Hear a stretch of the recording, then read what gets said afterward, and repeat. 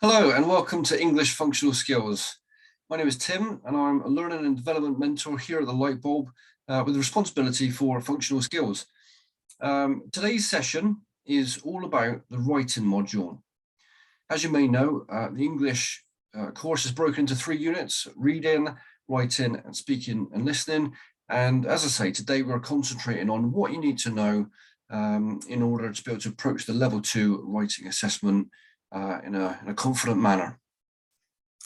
So let me share my screen with you.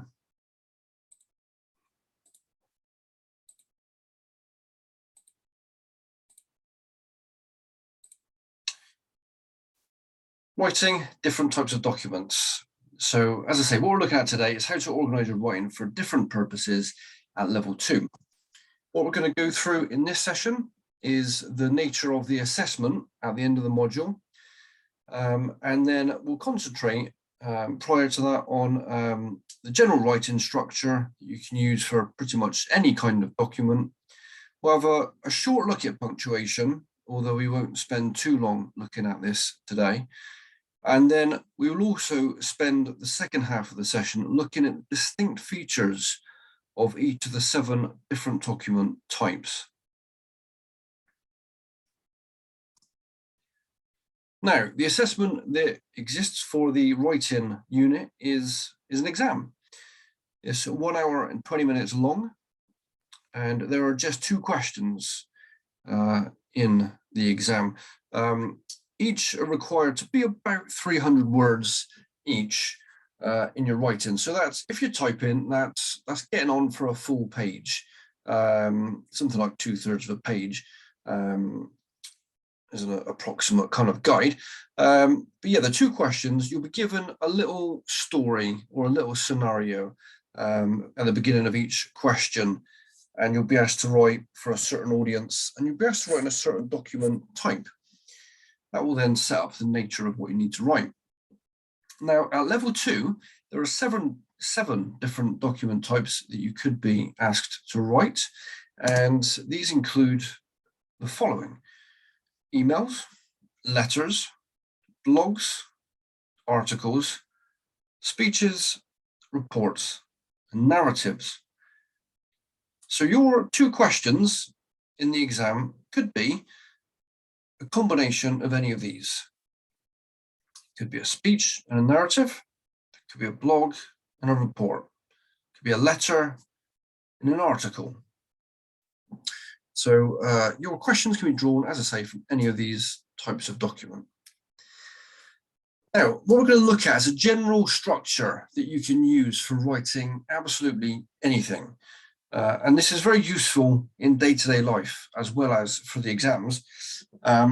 Certainly, it's very helpful if I ever write letters or lengthy presentations on a particular topic, or even if I'm composing an email, sometimes I will follow this format. So your key structure is this. Number 1, introduction. You have to introduce your topic and make it clear. Number 2, you need the main body of your writing, or if you're speaking, if you're doing a presentation, because if you've seen the speaking and listening videos, you might recognize this structure from there as well. It is an excellent structure, as I say, for using for writing and also for speaking. And then finally, at the end of whatever you're writing, you need a conclusion and a way of summarizing your points. So let's look at each of these in turn. The introduction requires a number of things. It needs you to identify your audience.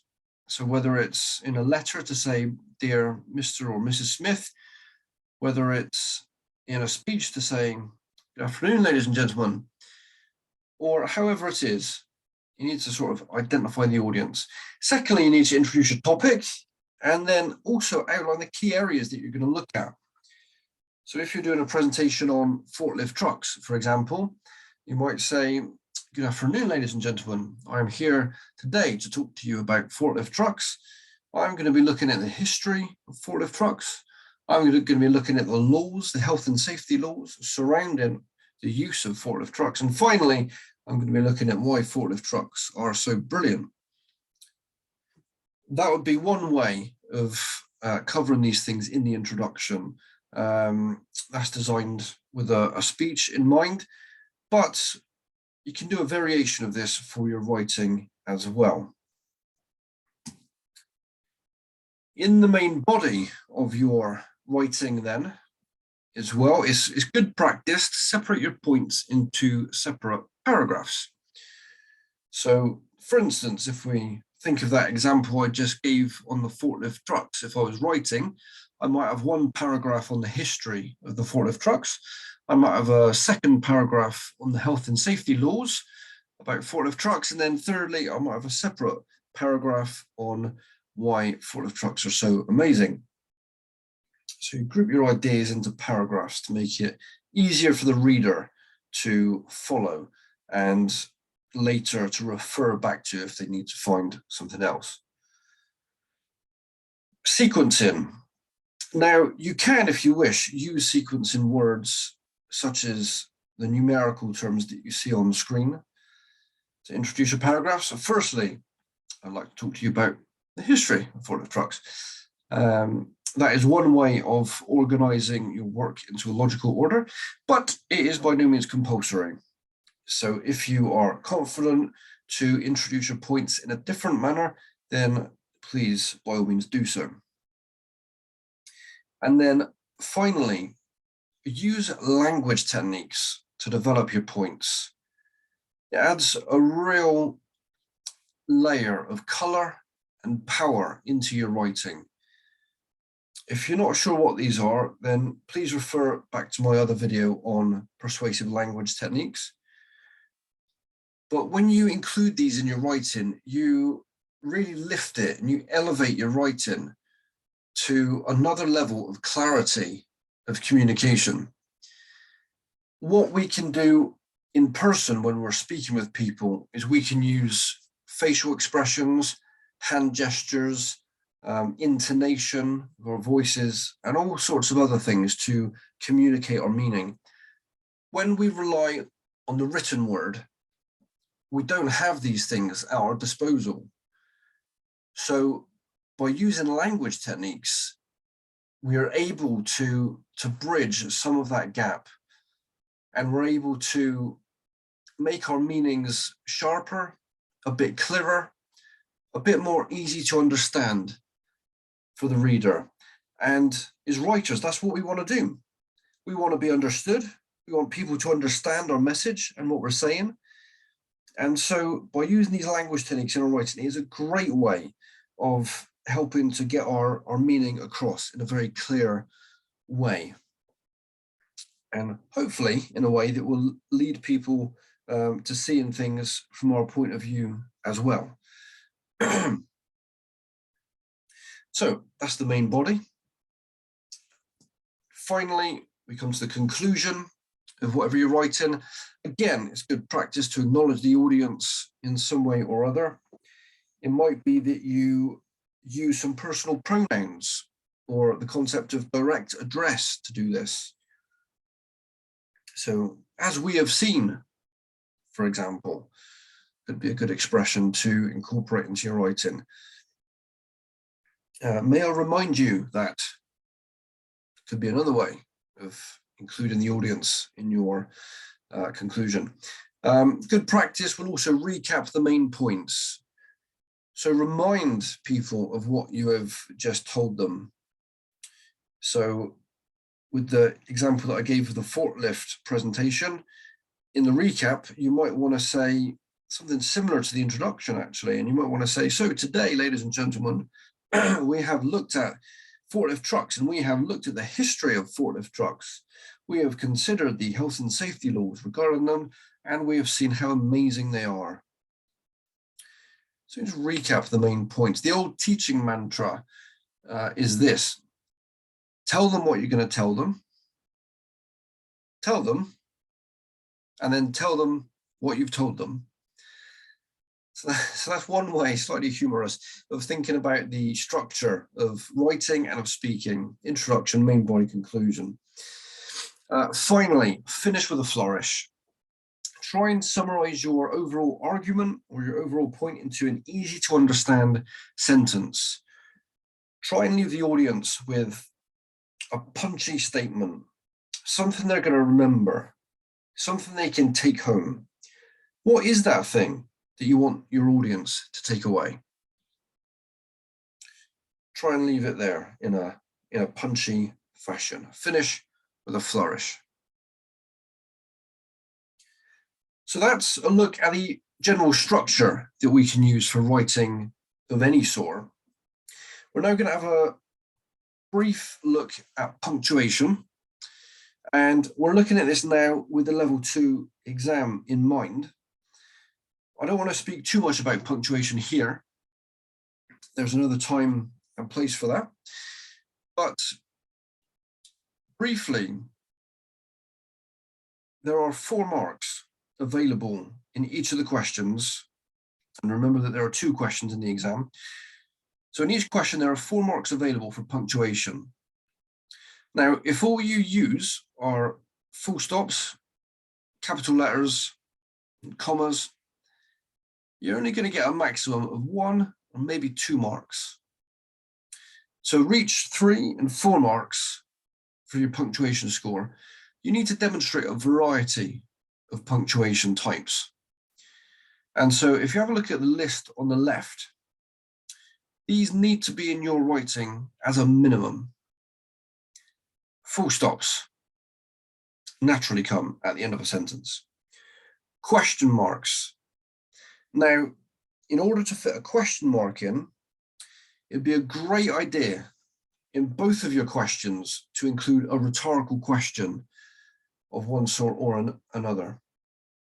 It's a great way of including language techniques, thereby helping you to clarify your meaning and engage your reader that much more, and also to increase the variety in your punctuation. Exclamation marks. These act as like to add emphasis to your statement. So perhaps in speaking, you might raise your voice if you want to make a point stronger, or you might lift your eyebrows, perhaps, to emphasize one of your meanings. Exclamation marks act in the same way. It acts as a sign saying, note this.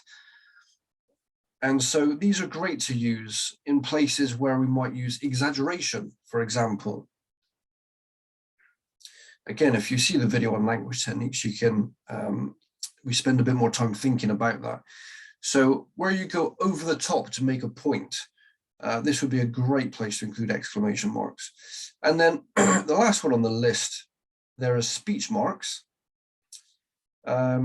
These are really useful to include because it forces you to think about punctuation, firstly, but also forces you to step into your creative mind a little bit more when you're in the writing exam. So, for example, you might have a scenario-based question where you're asked to write about a mystery customer shopper visit, or an experience in a restaurant or a theme park, for example. Now, it may be that you can include a statement from a customer, perhaps something that somebody has said to you, or perhaps something that you overheard. Either of these places would be a brilliant place to include speech marks and demonstrate to the examiner that you know how to use this particular type of speech marks. And for technical accuracy on this, please see my video on speech marks. But in short, you need to make sure the speech marks enclose all the words that are directly spoken, preceded by a comma, and the last part of the sentence punctuation needs to be within the final speech mark. As for the punctuation on the right-hand side of your screen, I'm not going to talk about that here. Please refer to my other videos for comments on those things. But by all means, as you're practicing your writing, as you're completing mock exams, perhaps for your assessors, then feel free to write as you normally would. Certainly at this time, make sure to include the ones on the left of your screen, but feel free to write as you normally would, and your assessors will give you feedback on the punctuation that you're using. And can perhaps explore and see together whether there are any areas there for development, or whether you may actually be quite confident and comfortable already using some of those punctuation marks. So we've just got one final section to look at then. In the last half of the session, we're now going to look at the 7 distinct types of document that you might be asked to write at level 2. Firstly, we're looking at letters. Now, letters have got a certain layout and convention that you need to observe. They start at the top with your address in the top right-hand corner. Beneath that, on the left-hand side, is the name and address of the person to whom you're writing. And beneath that is the date. Alternatively, you can put the date beneath your address on the right-hand side if you wish to do so. It's a kind of style choice, really, with the location of the date. And then beneath that, conventionally, we start off, dear sir, dear madam, dear Mr. Smith, Mrs. Smith, whoever it is. Now, the first phrase that would be very good to use is the expression, I am writing to. Or if you want to be more formal, I am writing in order to. And then state your reason for writing. This is such an important opening because it forces you as the writer to clarify to yourself what you're writing for and to get to your meaning quicker. And it also helps your reader to understand the purpose of your writing and what's coming. Now, the example you see on screen is an entry 3 level letter. As level 2 candidates, you'll be asked to write longer pieces than this and with more detail. So what they've done well in the first paragraph is to explain clearly their reason for writing. But for level 2, what I would expect to see, as we spoke about in the content of an introduction, is an outline of your reasons for writing, or here in this case, an outline of your complaint. So the complaint is seemingly about a meal in a restaurant yesterday. So a second sentence could go something like this. The food was cold, the waiting times were atrocious, and the treatment from your staff was appalling. Full stop. So in one sentence, you outline the 3 areas of your complaint, and that then sets the scene for the rest of your writing and what's going to come in the letter. Your paragraphs in the main body would then follow that order you set out in your introduction. Now, this letter here has done this roughly. They've set out the nature of their complaint. If I read the second paragraph there, we had booked a table for 6, but when we arrived, there were no free tables, and we had to wait for more than 45 minutes to sit down. So it's a good explanation of what happened. But at level 2, we need to embellish this. We need to get a bit deeper into our creativity and into our imaginations. We need to add more color here, add more power. We could use, for example, a rhetorical question. How would you like it if this happened to your family? Question mark. Straight away, the reader is feeling like they are being spoken to directly because you've asked them a question. And questions make people think. And when you use the word you, that personal pronoun, it makes the reader feel that you are speaking directly to them, which indeed you are doing so. You could also add some emotive language in. For instance, you might say that two members of your party had injuries to their leg at the time, and so had to hobble around painfully on crutches whilst the staff didn't help. They were just made to wait. You could get the violins out and just, big this up a little bit, ham it up a little bit, make it seem more emotive, more emotional than what it is, for example. could be ways of adding in some of your language techniques and developing the length of your writing, and hopefully helping your reader to feel something of what you may have felt when you were in that situation. The second paragraph here is good for an entry 3, but as a level 2, we would take this apart a little bit. Let me explain. It says, from a menu of 12 dishes, only 4 were available and their quality was poor. The fish in particular tasted awful, and the waiter was rude when we told him about this.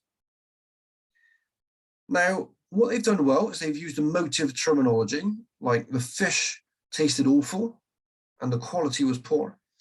What they've done is they've blurred 2 separate points in this paragraph. They've started talking about the food, and they finished talking about the staff. So in a level 2 letter, I would expect you to separate those points into different paragraphs and then write a bit more about each one. With the food one, you could get even more extreme and use exaggeration. You could say something like, my dog eats better food than this, exclamation mark. You could use another rhetorical question. Would you like to be served cold food? Question mark. Any number of things you could put in here to add color and power to your writing. With regards to the paragraph about the staff being rude, you could actually report what it was that he said to you using your speech marks to do that. You could talk about how shocked you were, how it made you feel. All of these things are excellent writing practice for helping clarify your communication, for making your meaning come across so much clearer to the reader, so that they can understand what you are trying to say and they can imagine themselves in your shoes. And then finally in the letter, summarize it. Remember the conclusion? So just recap the reasons that you've written the complaint. And in the letter, always finish with a question. What is it that you would like the reader to do? Putting a question at the end, it focuses the mind of the reader on what their response should be. And it almost always issues in a written response to you. And oftentimes in a manner that, is something similar to what you're hoping for as well. These practices I employed actually not so long ago when I was given a parking ticket by my local service station. They sent me a letter and claimed that they had pictures of my car staying in the service station overnight for a period of about 12 hours. Well, I thought to myself, the service station is only 500 yards from my house. I'm very unlikely to leave my car there because that's an unnecessary walk to my front door. So I wrote back to them and I actually used some of these language techniques that we've been speaking about. I used rhetorical questions, I used facts and statistics, and a little bit of exaggeration and a touch of humor to make my points come across. And I think the letter must have been well received, because actually the next correspondence that I had from them was a letter rescinding the parking ticket and apologizing for the inconvenience. So as much as what I'm saying is relevant for the exams, it is also relevant for real life situations. Whether like what I described, or whether you've got a right to people for work, or whatever it is, what I'm saying here has relevance for any type of letter writing that you might do, where you want to get your meaning across in a nice, clear fashion. The final thing about letters is how we finish, and the ending is conventionally yours faithfully or yours sincerely. If you do not know the name of the person to whom you're writing, then we finish faithfully. But if you do, even if it's just their surname, then we can use sincerely. And then again, good practice, leave a couple of lines space if you're typing, and then print your name or type your name. The space in real life, or if we're printing it off, can be used for our signature. So that about covers letter writing. The other thing I suppose we could briefly mention is to maintain a formal and professional tone in your letter writing. So please avoid using abbreviations, things like don't or can't. Instead, try to remember we're going to adopt a formal / professional tone and write out the full phrase. So do not, cannot, and so on. The next type of document that you could be asked to write about is an email. Now, for all intents and purposes, these are very similar to letters. So I'm not going to major on these here. Differences include the fact you do not need to include your address or the person's address necessarily at the top of the email document, because those are replaced by the to fields. Please do remember to include a subject heading, though, on the subject line.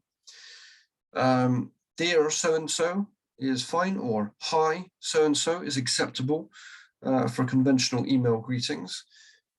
And then to finish, it's probably better to use an expression like regards, or kind regards, or warm regards, something of that nature to finish, as it's a bit more relaxed, I suppose, really, as the convention of emails has only built up over the last 20 years or so. It's something that's been evolving, and it's always been a little bit more informal than a standard business letter. But it still does retain an air of polite formality if you say something like kind regards. Now, the only difference really with this type of question could be if in the scenario that you are given, you are asked to write an informal email, as if to a friend. If that's the case, what you might want to do is include a bit of a backstory in some of the details that you include. So you might, for example, hi Bill, it was nice to see you last weekend. I hope you and the family are still doing well after that trifle incident. So you can start off by a friendly greeting, include a backstory, and perhaps make some other references here and there throughout the document, and finish with a nice friendly way of referring to your friend as well. So anyway, Bill, I'm rambling. Thanks for your time, and I'll see you next weekend at the game. All right, cheers, Bob, or whatever your sign-off name is. So again, you can have that air of informality when you finish the email as well. Otherwise, for all intents and purposes, they are virtually identical. The next type of document you could be asked to write is a narrative. A narrative is another word for a story. Now, you're not going to be asked to write War and Peace.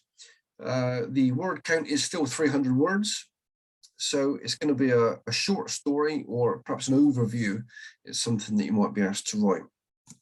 Now, with narrative writing or story writing, again, the same structure that we spoke about earlier is relevant. We might think of it, though, slightly differently in terms of beginning, middle, and end. Now, what you'll need is a plot. Something has to be happening. And for this, we can think of a poem by Rudyard Kipling, author of The Jungle Book. In 1902, he wrote this poem called 6 Honest Serving Men. Now, it goes like this. I keep 6 honest serving men. They taught me all I knew. Their names are what and why and when, and how and where and who. Now, this was a bit of a play on a cultural aspect of his days growing up in India under the British Empire. Serving men were essentially servants that he used to have around his house as a child, and they would do the fetching and carrying and so on. But he's using that image and that analogy here to describe the most common question words in existence. And what he's saying is that these question words have been his teachers throughout his life. By being curious, by asking questions of people around him and of situations around him and of books and whatever sources of information he could find, by asking questions, he has learned all that he knew from these question words. How that relates to story writing is this. A plot needs a where and a when. We need to decide on where our events are taking place. Are they going to be taking place in a town near us, perhaps in Basildon, perhaps in Southey, perhaps in Southend? Or are they going to be in a more exotic setting like Hawaii or Thailand, for instance? Also, when are the events taking place? Are they happening now?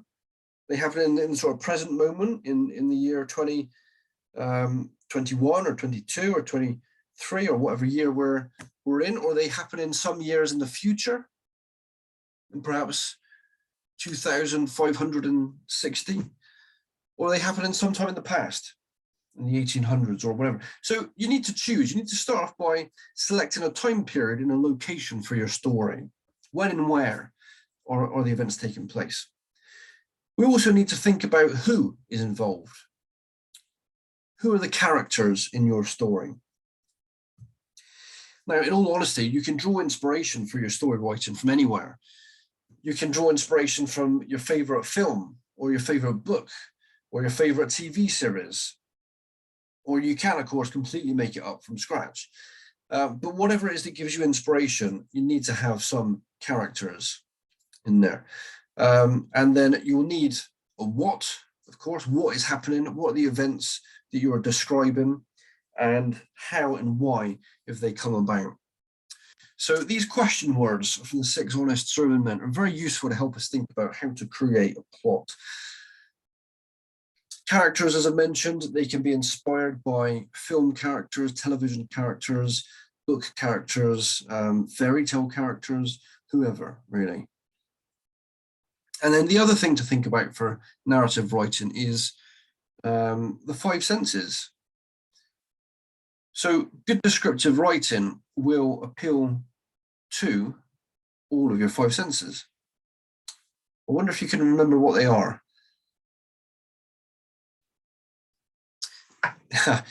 It can take a while sometimes just to remember, but we'll start off with the eyes. So we've got sight, we've got sound, what can I hear? We've got taste, we've got smell, and we've got touch. So these are the 5 senses, and good descriptive writing will include something that appeals to each of these. So, for example, if I'm describing, let's say, a car accident, I might not just describe what I can see. For example, a car came speeding around the corner really fast and crashed. Okay, that's the eyes, that's good as far as it goes. But let's see if we can add to that by thinking about the 5 senses. Okay, what can I hear? A car came speeding around the corner really fast. I could hear the screech of the tires as it turned the corner. As it crashed, I could hear the sound of glass shattering into 1,000 pieces and the sound of metal being mangled as it connected with the lamppost. I could feel the impact in my body, even from 30 yards away. I could taste a sense of despair that was surely upon the driver's face as he hit that lamppost. And I could feel in my mind's eye, I could feel the anguish that they must have experienced as their fingers got crushed by the lamppost. This is all getting a bit morbid. Terribly sorry. But yeah, so descriptive writing will try to appeal to all of the 5 senses. You may want to think of, I don't know, feel about you might have felt the heat or something if there was an explosion or whatever. You could have hear the sirens coming down the road as they rushed to the scene to help, hear the commotion of the passers-by, and so on. But anyway, so descriptive writing tries to appeal to the 5 senses. So that's a couple of other ways to develop your writing. Again, beginning, middle, end. It might be that you're asked to write something like a sequel to a film that you've seen, or it could be that you're asked to write an accident witness statement, any of that, but narrative story writing.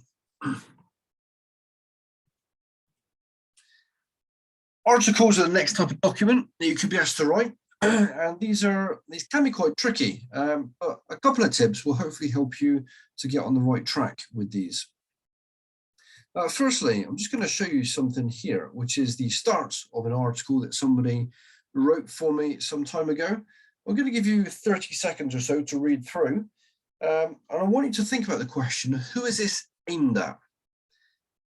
Okay, so I'll give you 30 seconds from now.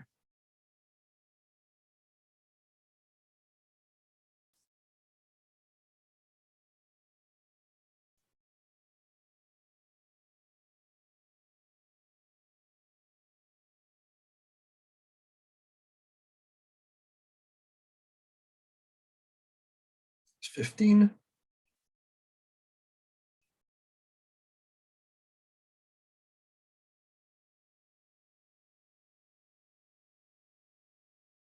Okay, that's 30 seconds. Who is it aimed at? The best answer is that it's very unclear. I'm not exactly sure who this is aimed at all, if I'm completely honest. But what about if I add a couple of things into this? Have a read of that. I'll give you 10 seconds to read those extra bits.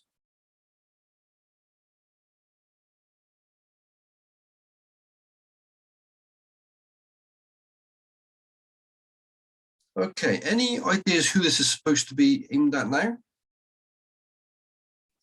Hopefully, you might now be thinking that this is aimed towards students or young people, perhaps people who go to college or that finish in school or maybe university even. Hopefully that's the case. And what you may have noticed here is that I've used rhetorical questions to try and get my readers to think that. So you can see that the first question here is simply restating the question that I was asked to write about. If you could change anything in the world, what would it be? But then honing in to my target audience with more specific questions. So I'm putting myself in their shoes, trying to think about the things that they are facing. What's relevant for my audience? What might they be asked? What might they be thinking about? No more homework? Question mark. A minimum wage for students? Question mark. So use rhetorical questions to target your audience if you're writing an article. The second thing is still keeping yourself in their shoes, make relevant points for them. So like the last phrase on the screen there, you could go to any country in the world to study for your college course. Well, if I'm talking about college courses, I'm clearly talking about people who are in the mood for studying, and most people who are studying at college would fall into the group of a student audience or young people. Now, if I look back at the question on this, the actual target audience, well, the scenario said, write for a youth magazine. So by including questions and points like this, where I've put myself in their shoes, I can speak to my audience much more clearly and much more focused in a way that lets them know that they're the ones in mind with this article. That's the first tip for you. Put yourself in the shoes of those people that you're trying to write for and include questions and points to identify them. The second thing here is take yourself out of the writing. What do I mean by that? I mean, please do not use expressions like this. If I could, I would, I believe. Remove these expressions from your writing. They do not appear in an article. They do not add anything to the article except a little bit of clutter. It's much better practice to simply write your opinion as if it is a fact. At the end of the day, with an article, your name will probably be in the byline, so people can see this view is coming from you. And so if they want to take issue with it, they can. But it's much better to simply state your opinion as if it's a fact. So for example, this sentence here, I would change this because I believe it would make the world a better place if everybody, it would be better to get straight to the point, which starts here. So I would start this sentence right here and just simply state, it would make the world a better place if everybody shared the same method of communicating. You see how much stronger that is. This bit before it is clutter and it's unnecessary. I believe it with this, I think it with that, I feel it with this. Please take these expressions out of your writing when it comes to an article and just be confident. Write your opinion as if it is a fact. It helps you to get your point across in a much clearer way.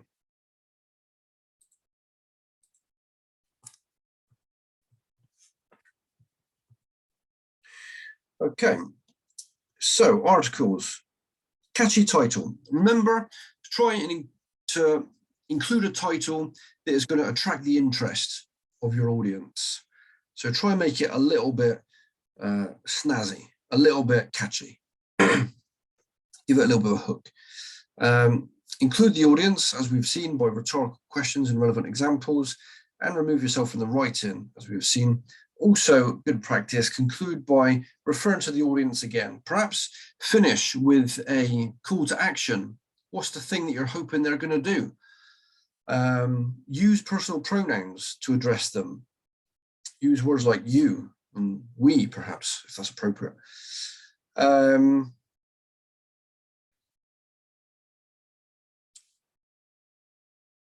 It's also good practice in the introduction of an article, not only to include those rhetorical questions and relevant examples, but you might also want to start with a current example that's in the news from today, even, to try and root your point in real life, something that your audience will understand and relate to. Again, it's very helpful for doing that. Okay. Articles. So we're now moving on to blogs. We're into the last three types of document here. So you're doing well.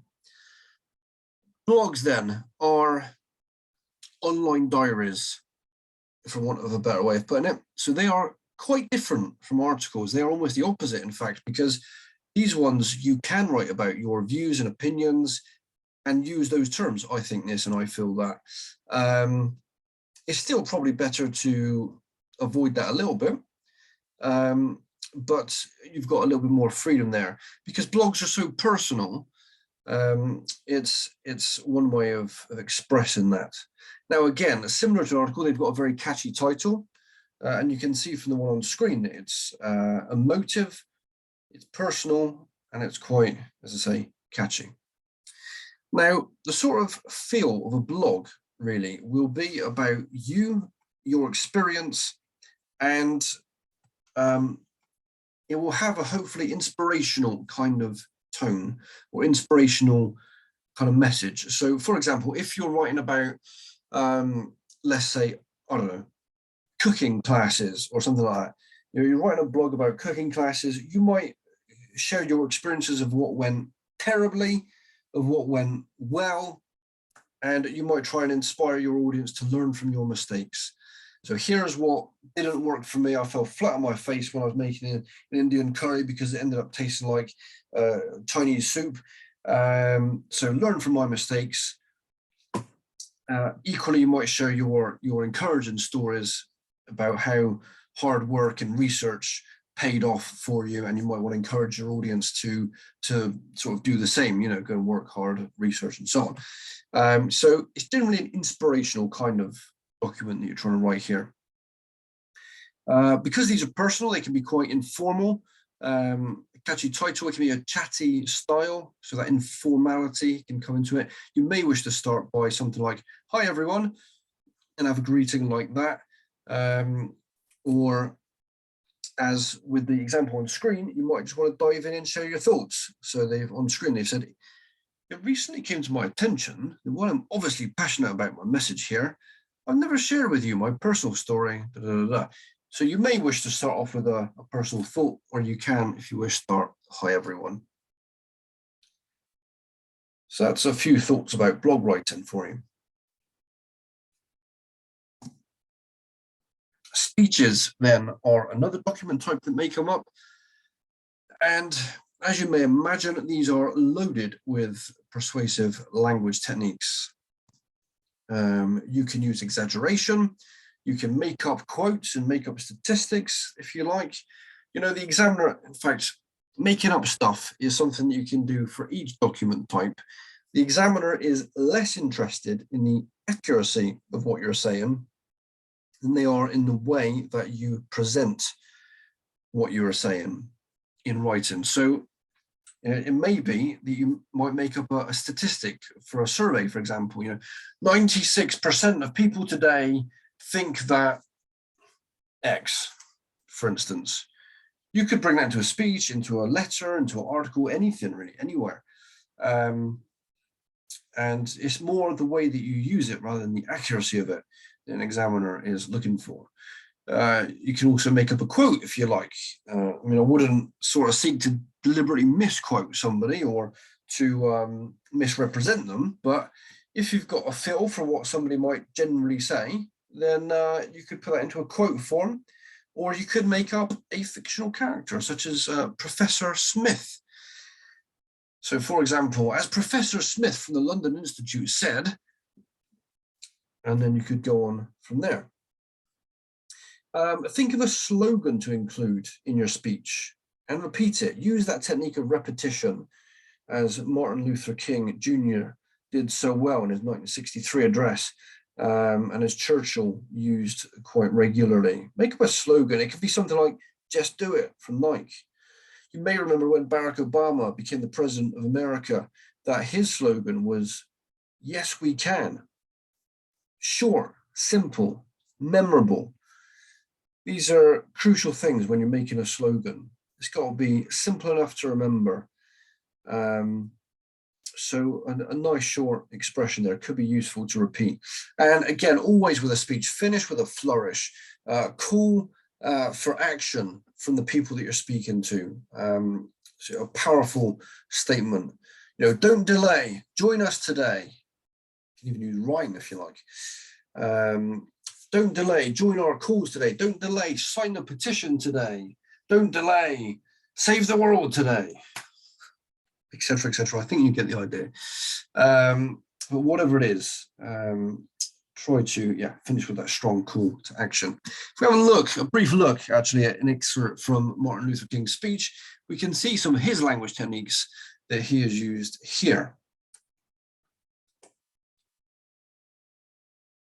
In fact, let me give you 30 seconds just to have a look through and see if you can spot any language techniques in this speech. Okay, 30 seconds starts now.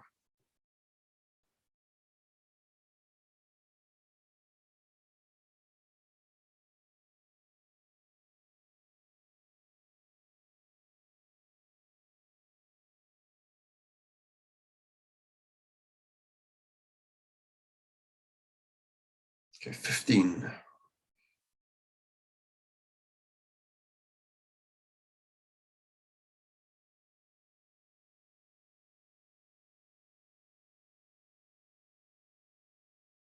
Okay, and that's your 30 seconds up.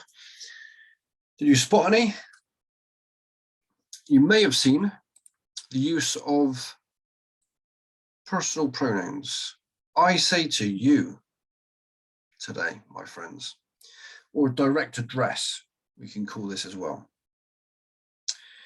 This is an example where he's also trying to build rapport, actually, build a relationship with his audience, and personal pronouns is a great way to do that in speaking. Also, you may remember, makes people feel like they're being spoken to directly. There's another word there. Repetition is used. So this phrase here, I still have a dream. It is a dream. I have a dream. I have a dream. I have a dream. Repetition. You could almost say this is an example of a slogan. You can see that he is quoted from somebody here, one of the founding fathers of America. He's also used other techniques that we've not spoken about previously, but things like imagery or pictorial language. So he's referring to the state of Mississippi as being like a desert or sweltering with the heat of injustice. So this is something of a metaphor as well. Sweltering with the heat of oppression. So there's a bit more repetition. Sweltering with the heat. So we've got imagery here. It swelters. It's a metaphor also. And we've got pictorial language. We can picture this state sweating with the heat of injustice, and it will finally, eventually, one day, their hope and Martin Luther's dream, will be transformed into an oasis of freedom and justice. We can picture that desert image as it is now being transformed one day into this beautiful pool of clear, refreshing water that is life-giving to a thirsty man, with green trees all around it. So we have imagery here. We have juxtaposition going on as well, when he speaks about the sons of former slaves and the sons of former slave owners will be able to sit together at the table of brotherhood, which image is well. The table of brotherhood is also pictorial language or imagery. So lots of language techniques. You can see even in this paragraph, virtually every line somehow is related to one language technique or another. Okay, and then onto our final document type that we could be asked to write, and that's reports. So reports are, again, very different to all of the others. In some ways, they're the most bland of all the document types, and in real life they usually are. But because it's level 2, we will, if you get asked to write about this in an exam, we will need to spice this up a little bit, and so you can use your language techniques to add a bit of interest and color to your writing here. What you need to do is adopt a layout similar to what you see on the screen. So you can see the use of subtitles in the beginning of every paragraph or every section. These are a must for report writing. You must include subheadings to separate your sections. Introduction, just call it introduction. Does what it says on the tin, doesn't need to do anything else. Conclusion, can just say conclusion. Again, doesn't need to do anything else. Problems and solutions is a typical structure and typical things that you might be asked to write about for a report, but every report may have its own slant. So it could be pros and cons, it could be something else, but problems and solutions is quite a good idea to have in the back of your mind if they do ask you to write a report. To be fair, you may also wish to include a section that's not problems, but is like good observations or something. So anyway, let's work this through with this example here. So in the introduction, you need to explain why you are writing, who for, and if it was an inspection or a visit or something, or a survey, when that took place. So in the example here, you can see it all on screen just because of the way the PowerPoint design formatted the page, but I think it's enough to get the general picture. But I've been asked to write a report on the state of the care homes within our company's portfolio of clients. We have 67 care homes, and I conducted an inspection of them over a 2-week period in November.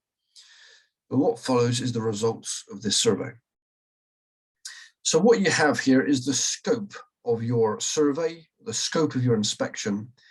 We've got 67 care homes, and I conducted an inspection of them over 2 weeks in November. So we explain when the actual events took place. When was the report being conducted? If it was a mystery shopper visit, what was the day and time of the visit? Because that allows, in real life, management or whoever to assess whether that was a typical day or whether it was unusual.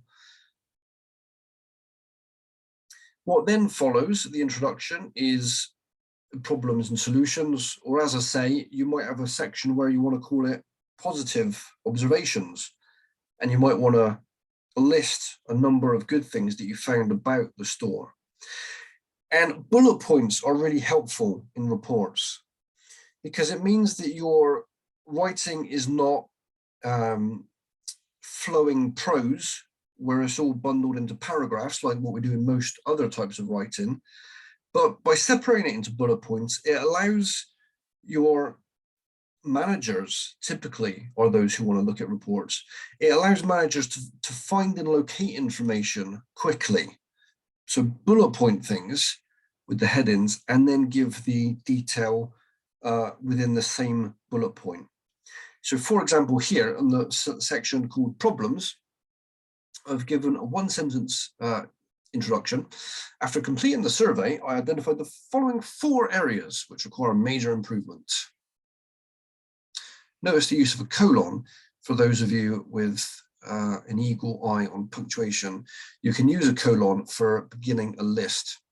So this would be an excellent place to just drop that in there. Anyway, bullet point number 1, cracked windows.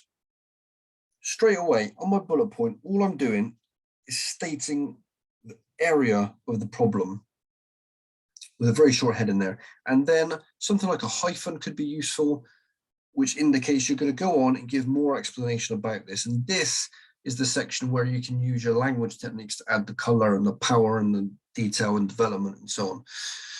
So what I said here, there are a large number of cracked windows in 38 of the care homes that were inspected. This led to complaints amongst the residents. One resident even complained that I got so cold that icicles formed on my windows and on my cat's water bowl.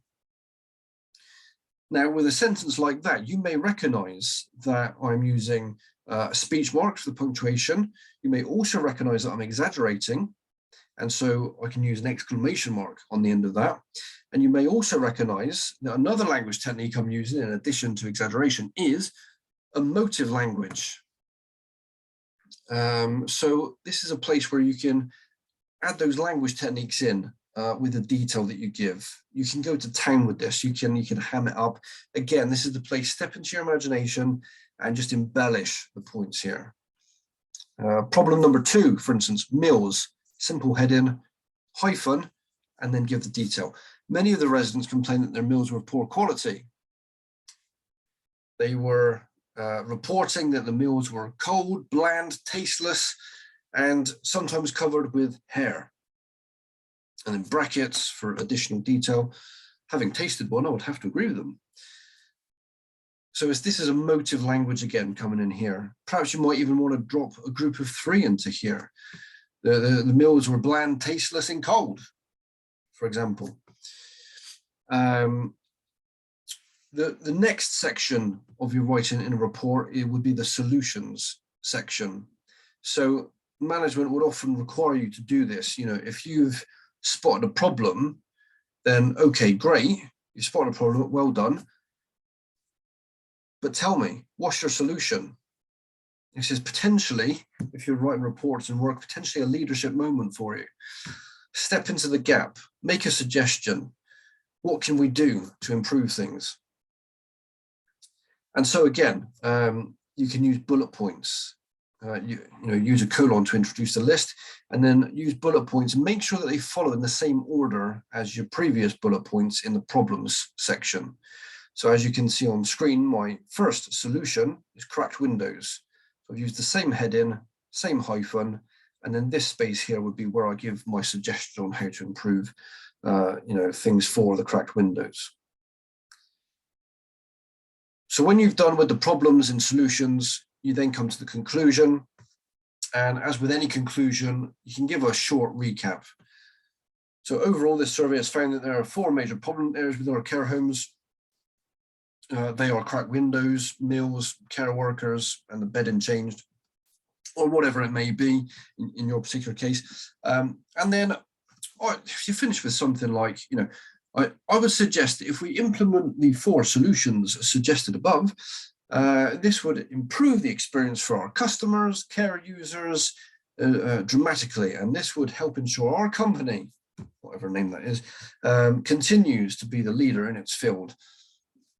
Something like that. So what's the significance? If we take your ideas on board, how is that going to help things for people, for our service users, and also for us as a company, for us as a business? Now, for a level 2 exam, in all honesty, you're probably not going to need to identify 4 problems, because you then need to give 4 solutions, and that is probably going to take you quite a long way over the 300 suggested word count for you. So you may just wish to talk about 2 problem areas, or 3, for instance, because then you'll have 2 or 3 solutions to write about as well. And don't forget, you can include a positive observations section in which you may have another 2 or 3 good points that you're talking about. Yes, don't feel that you have to write 4 problems or anything like that. 2 or 3 will be enough. Okay, so that concludes our look at the 7 different document types. Final thing, just remember that it is a business document, so please do keep it formal and professional. Avoid the abbreviations, as we spoke about in the letters earlier, and use expressions like do not or cannot if you're needing to include those. You must include subheadings, the other things we have spoken about there. So, overall, well done, you've made it this far.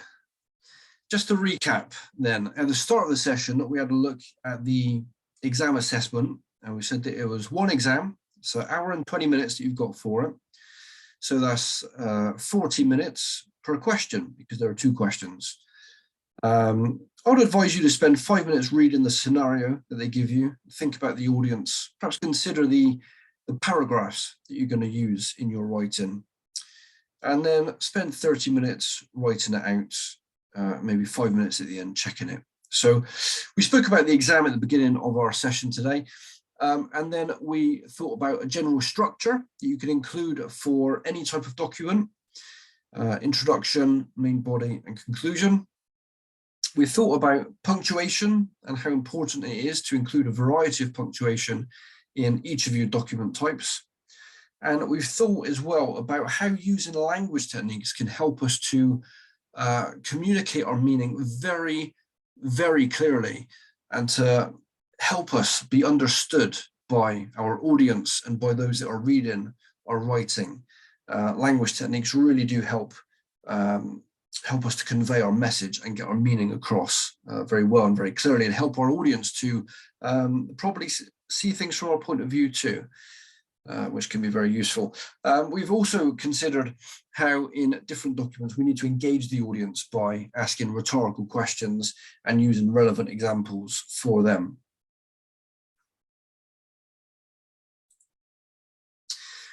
So well done, well done. You've made it to the end of the session on writing. Thank you for your patience and your time. I hope you found it very useful and very enjoyable. And I just want to wish you all the best, really, for your level 2 exam. If you have any questions about the writing, then please do speak to your assessor, or I will be available to speak to you as well if you wish to contact myself. My name again is Tim, and I'm a learning development mentor with a specialism in functional skills for the light bulb. And it's been a pleasure to have been with you today, and I wish you all the best for your level 2 exams.